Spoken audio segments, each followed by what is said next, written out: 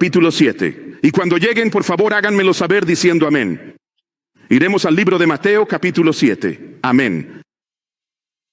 Ahora, hermanos y hermanas, al estudiar juntos noche tras noche, hemos visto claramente en la palabra de Dios.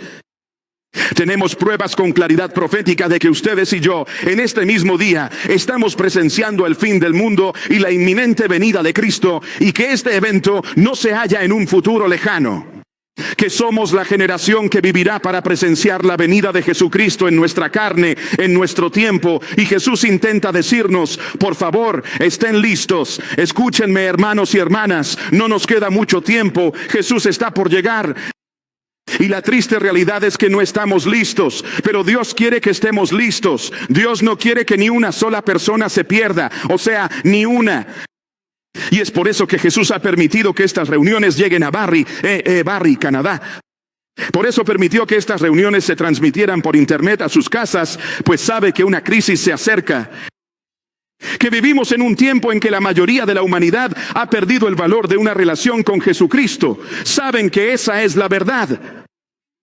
Aunque el primer mandamiento dice, no tendrás otros dioses ante mí, anteponemos todo a Jesús. Ponemos el trabajo, la escuela, el ocio, los bienes materiales, las relaciones. Saben que un hombre dirá, no vengas ahora, Señor, que no llegue el fin. Primero debo casarme. ¿Cómo poner las relaciones humanas antes que a Jesús? ¿Ven? El problema es que pusimos algo antes que Dios. Pero Dios dijo, si antepones a tu cónyuge, padres, hijos o cualquier cosa a mí, no eres digno de mí. Hermanos, nada es más valioso que Jesucristo. Amén, amén. Jesús nos está diciendo ahora mismo que este es el tiempo en que vivimos, donde la humanidad, la generación de hoy, está más interesada en el internet que en entrar en una experiencia con nuestro Señor amado. Y esto debería preocuparnos. ¿Por qué? Porque en cualquier momento de la historia que estudies una generación, una civilización, una nación, siempre que una generación ha olvidado a Dios, fue la evidencia inequívoca de que esa nación estaba a punto de enfrentar una gran tragedia, una gran calamidad, una gran crisis. Si somos honestos, sabemos que cada nación en este planeta ha olvidado a Dios. ¿Estoy en lo cierto? Hemos puesto todo por delante de Dios. Estados Unidos de América va a la cabeza y Canadá no se queda atrás. Hemos ido por el camino de Egipto. ¿Recuerdan el antiguo Egipto? ¿Recuerdan Éxodo 5 cuando Moisés liberó a su pueblo y el faraón dijo, ¿quién es Dios? Y en ese punto, Egipto fue reducido a la nación más humilde, casi borrado del mapa por esas plagas. Si una nación olvida a Dios, le llega el juicio. Hemos seguido el camino de Babilonia, de la antigua Grecia y de la antigua Roma. Hemos seguido el camino de Sodoma y Gomorra y solo nos espera juicio, calamidad y crisis. Amigos, eso está por pasarle a América y a Canadá. Está por ocurrirle a India, China, África y cada isla del mundo. Pronto caerá sobre el planeta y Dios dice, por favor, estén listos. No lo estamos, hermanos. ¿Saben la triste realidad? Que la mayoría del pueblo de Dios, en medio de esta crisis mundana, nunca ha estado lista para una crisis religiosa. Dios mío, piénsenlo, piensen en el diluvio. Solo 8 personas se salvaron a bordo de aquella arca. Piensen en Sodoma y Gomorra. Solo un hombre logró salir. Dicen, y sus hijos no recuerdan. Antes de acabar tuvieron incesto con su padre, no se salvaron. La Biblia dice que el alma justa de Lot era atormentada. Hermanos, al estudiar la Biblia de Génesis a Apocalipsis, desde el principio al fin, saben que menos del 1% del pueblo de Dios estuvo listo. Que más del 99%, no del mundo, sino del pueblo de Dios, no ha estado preparado para cada crisis. ¿Por qué sería diferente en los últimos días? Así fue en el diluvio, así fue en el tiempo del Éxodo, así fue en los días de Gedeón, así fue en la cautividad de Babilonia, así fue en la primera venida de Cristo, así fue. La Biblia dice que en los últimos días, cuando el mundo siga a la bestia, solo un remanente será salvo. Dios mío, de principio a fin, de Génesis a Apocalipsis, no me crean a mí. Miren las palabras de Jesús, le creerán a Jesús. Fíjense lo que dice la Biblia en Mateo 7. ¿Qué libro dije? Mateo capítulo 7. Noten lo que dice la Biblia en Mateo 7:13. ¿Qué dice? Entren por la puerta estrecha. ¿Por qué? Porque ancha es la puerta y espacioso el camino que lleva a la perdición, y no pocos, sino que, háblenme por favor. Son muchos los que entran por ella. El versículo 14 dice, porque angosta es la puerta y estrecho el sendero que conduce a la vida, y no muchos, sino, ¿qué? Pocos son los que la hallan, solo pocos se salvarán. No porque no pudieran, sino porque pocos están dispuestos a sacrificarlo todo por Jesucristo. Mis hermanos, esto nos dice Dios ahora. Él intenta mostrarnos que esta crisis nos acecha. No hay tiempo para detallar. Normalmente demuestro que el 99% del pueblo de Dios, de principio a fin, será sacudido. ¿Sabían que la iglesia remanente, la adventista, dice que menos del 1% estará listo cuando la crisis estalle? Alguien dirá, no estoy listo, no creo que el fin esté cerca. Por la gente que va a la iglesia, nunca determines lo que Dios hace por un estacionamiento. ¿Saben, hermanos y hermanas, que la mayor parte del mundo seguirá a la bestia? Sí, solo un remanente no lo hará. Y les voy a decir algo. ¿Saben que quizás haya pocos en Canadá? Nos dicen que menos del 1%. Hermanos, no tengo tiempo esta noche. Solo una parte y un ejemplo. Hay muchos en la Biblia, pero veré uno. Esto dice en el volumen 1 del Testimonio 608. Al concluir esta narración, diría que vivimos en ¿qué dice? ¿Qué? El día de la expiación era el momento más solemne de todo el año para la nación judía, y su contraparte es el más solemne en el universo. Dice, en la última visión que me fue dada, dice el profeta, se me mostró el impactante. No es ficción, sino el impactante, ¿qué? Hecho. Ahora, ¿qué significa cuando dice impactante? ¿Qué significa impactante? Algo que nos conmueve, algo que parece inverosímil. Bueno, pero si dice que es un hecho, no se puede refutar. Ahora fíjense en el sorprendente hecho que Dios mostró. ¿Cuál fue ese hecho impactante, profeta? Que solo un ¿qué? Pequeña parte de aquellos que ahora profesan la verdad será santificada por ella y será ¿qué? Salva. ¿Qué hecho sorprendente viste? Que solo una pequeña parte. Eso es lo que dijo Jesús. El testimonio de Jesús simplemente dice lo mismo. Lo que el profeta dice, la Biblia también lo dice y viceversa. ¿Por qué? Muchos irán más allá de la circuncisión. O sea, ¿saben que no seremos salvos por lo complicado que es? Para hacerlo es muy simple. Conocer a Jesús es simple. Pero hermanos, vamos más allá de la simplicidad de la palabra. Se adaptarán al mundo, idolatrarán y morirán espiritualmente. Por eso urge un avivamiento. Dice, los humildes y abnegados seguidores de ¿quién? Jesús. Serán llevados a alguna parte. ¿Pasarán a qué? A la perfección, como estudiamos anoche. Dejando atrás a los indiferentes y amantes del mundo, pero no es la mayoría. Solo una pequeña porción tendrá esa experiencia. ¿Qué tan pequeña será? Mire lo que dice la profeta. Ella dice, me señaló de vuelta a ¿qué? El dolor. Quiero que entiendan lo que hizo la profeta. Lo taché. No se preocupen, fui yo. Ahora, hermanos, ella dijo, solo una porción diminuta. Dios le reveló un hecho asombroso.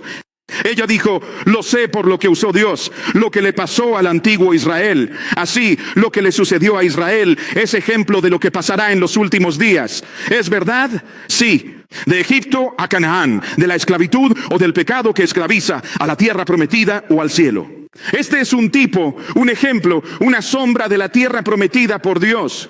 Pero miren lo que dice Éxodo. ¿Qué libro dije? Éxodo, capítulo 12. Les mostraré de la Biblia, porque todo lo que dice la profeta, la Biblia lo dice. Ahora miren lo que dice.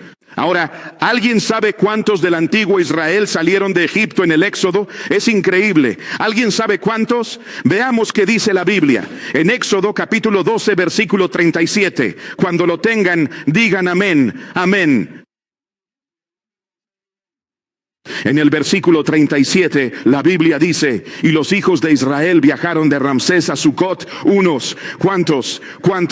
600,000 a pie. Estos eran hombres, sin contar los niños, sin contar las mujeres. Así que, mis hermanos y hermanas, si tenían 600,000 hombres y a eso le suman las mujeres y luego le suman los niños, esas mujeres hebreas eran fértiles. ¿Tengo razón o no? Sí, o sea, se estaban multiplicando como conejos. Ahora, mis hermanos y hermanas, cuando ven eso, se dan cuenta de que varios millones salieron de Egipto. Pero no voy a usar varios millones. La inspiración nos dice que hay que pecar de indulgente. Así que vamos a tomar 600,000. Aunque no es la cifra exacta, tomemos 600,000 que partieron de Egipto hacia la tierra prometida, una Canaán celestial. Ahora, mis hermanos y hermanas, de esos 600,000 que salieron, ¿cuántos de ellos verdaderamente terminaron la experiencia y pudieron entrar? 2. Solo 2. Ahora, mis hermanos y hermanas, quiero hacer algo muy simple. Hagamos algo de matemáticas. Me encantan. Y dicen que en Canadá también, que son expertos. Así que los voy a poner a prueba.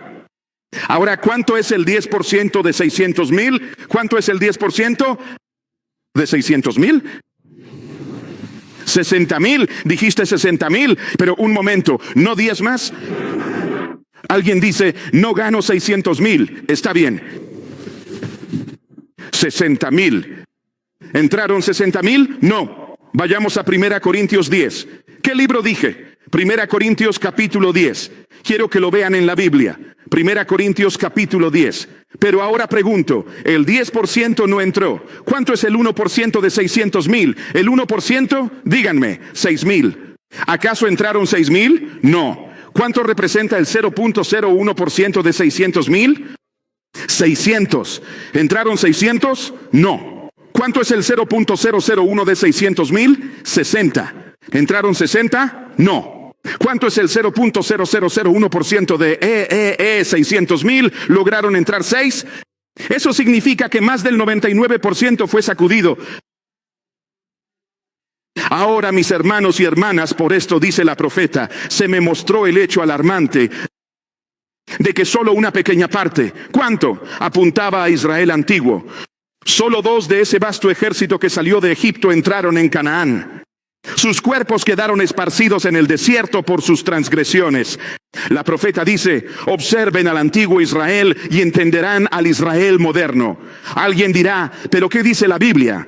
Escúchenme, la Biblia corrobora lo que dice la profeta. Vean 1 Corintios 10. Noten lo que dice la Biblia en el versículo 2.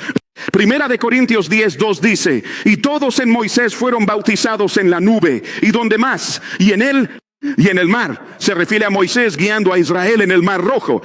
El versículo 6 dice, mas estas cosas sucedieron como ejemplos para que no codiciemos lo malo. Dios dice, por favor, no codicien lo malo. ¿Quieren entender por qué? Miren al antiguo Israel, versículo 10, o mejor, el 11. El versículo 11 dice, y no algunas de estas cosas, sino, ¿cuántas? Todas. Y todas estas cosas les acontecieron como, ¿cuál es la siguiente palabra? Ejemplo. Esa palabra viene del griego tupos. Significa tipo, que todo lo que ocurrió en el antiguo Israel es un tipo, es decir, un ejemplo, una sombra. Miren lo que dice, es ejemplo ¿de qué? Pecados. Y continúa diciendo a modo de ejemplo, y estas cosas no fueron escritas para ellos, sino para nuestra amonestación, para nuestra instrucción, para nuestra advertencia. Y añade, sobre quienes el fin del mundo ha llegado. ¿Quiénes somos? Somos nosotros. Todo lo que sucedió al antiguo Israel es un tipo para la generación final. Ahora, hermanos y hermanas, miren lo que dice esto. En ese tipo, ni siquiera el 1% del pueblo profeso de Dios logró entrar. ¿Creen que necesitamos despertar, sí o no? Sí. Ahora, hermanos y hermanas, esto dice que el Israel moderno, así es, está en mayor peligro. O sea, seremos menos precavidos que el antiguo Israel al olvidar a Dios. Y si una nación olvida a Dios, está cerca de caer. Y siendo guiados a idolatría más que el pueblo antiguo, muchos ídolos son adorados por profesos. ¿Qué? Observadores del sábado, incluso por nosotros. Mientras adventistas piensan en alcanzar al mundo, Dios dice que alguien debe alcanzarnos. Sí, necesitamos un reavivamiento y reforma. Amén. Por eso estas reuniones, hermanos, Jesús está por venir. Dios nos retorna por la redención a un estado donde cesa el pecado. Es la obra redentora. Esto debe ocurrir al fin del día de la expiación. Dios preparará a alguien, sí o no. Leamos. Todo el que cree en Cristo, aunque el 99% sea sacudido, aquí hay una proporción del 100% si tenemos a Jesús. Todo el que cree en Cristo y confía en el poder del Salvador resucitado, quien sufrió el castigo por el transgresor y quien resiste la tentación, imitando el modelo de la vida de Cristo en medio del mal, lo hará a través de... Háblenme, lean conmigo, ¿a través de qué dice? No en sí mismos, sino en el sacrificio expiatorio de Cristo para participar de la naturaleza divina, habiendo escapado de la corrupción del mundo por la concupiscencia. Y dice, leamos juntos, ¿qué dice? Todo aquel que mediante la fe obedece los mandamientos de Dios llegará a alcanzar la condición de impecabilidad en la que Adán vivió. ¿Cómo es posible esto? Antes de su transgresión. Ese es el plan de redención. Amén. Ese es el evangelio eterno. Ese mensaje odia a Satanás. Si esa experiencia es nuestra, Jesús saldrá del lugar santísimo y aplastará a Satanás. Ese es el verdadero problema. El plan de Satanás no evita la muerte de Jesús en la cruz. Esa obra está acabada. La obra final es salir del lugar santísimo para perfeccionar una generación. Satanás intenta detener eso ahora.